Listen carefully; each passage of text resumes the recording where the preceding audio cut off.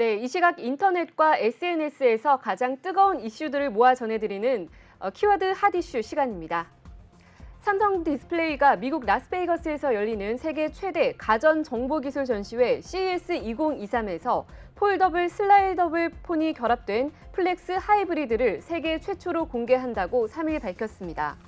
플렉스 하이브리드는 이번 전시회에서 가장 주목받는 제품으로 화면 왼쪽에는 폴더블 기술이, 오른쪽에는 슬라이더블 기술이 각각 적용됐습니다. 평소에는 13에서 14형 태블릿 사이즈로 사용하다가 멀티태스킹, 영화, 게임 등 대화면이 필요한 콘텐츠를 즐길 때는 17.3형 사이즈로 화면을 확대해 사용할 수 있는 콘셉트 제품입니다. 금리 상승 여파로 전세 수요가 월세로 옮겨가면서 작년 임대차 시장에서 월세 비중이 급증한 것으로 나타났습니다.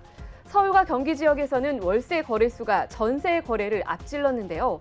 부동산 업계에서는 미국 금리 상승과 채권 시장의 돈맥경화 영향 등으로 월세 전환 문의가 전년 대비 20% 이상 늘었다고 밝혔습니다.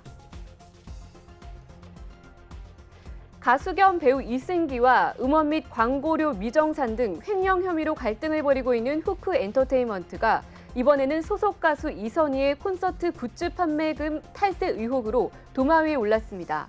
3일 조선닷컴은 후크 엔터테인먼트가 2차례 전국 투어 콘서트 중 현장 굿즈 판매와 관련해 현금 결제를 유도한 뒤 세무당국에 이를 제대로 신고하지 않았다고 보도했습니다. 후크 측은 현금 매출액을 제대로 신고하지 않은 사실을 시인하면서도 사적 유용은 없었다고 밝혔습니다.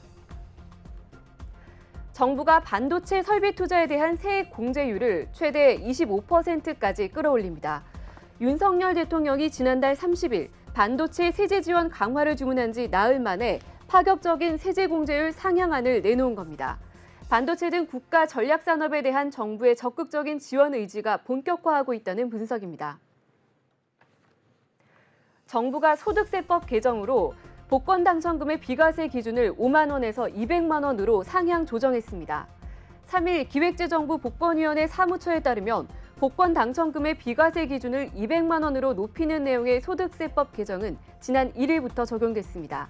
올해부터 로또 복권 3등과 연금 복권 3, 4등 당첨자 등 연간 18만 명 이상의 당첨금 수령이 편리해지며 지난해 복권이 당첨됐어도 올해 1월 1일 이후 청구 시 비과세 혜택을 받을 수 있습니다.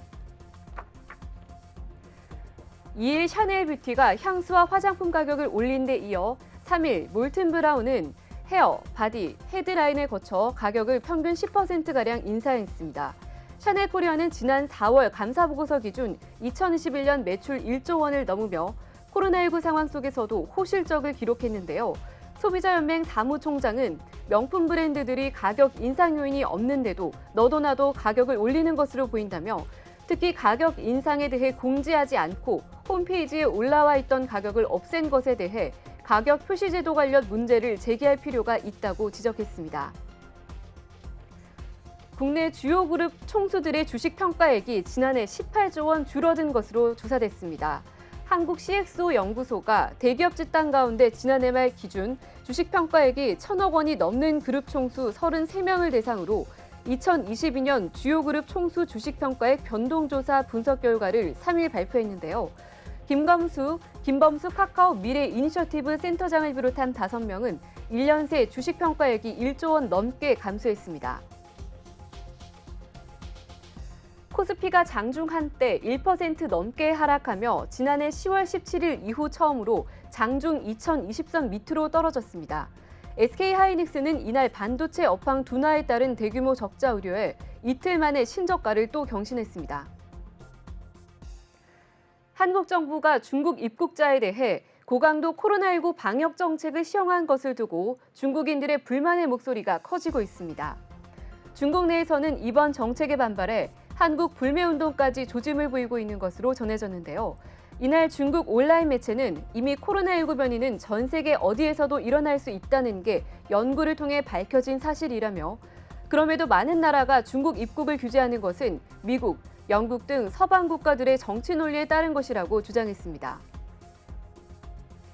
LG U+가 비혼을 선언한 직원에게 결혼한 직원과 똑같은 수준의 축하 지원금을 약속한 가운데 비혼을 선언한 1호 직원이 등장해 화제가 되고 있습니다.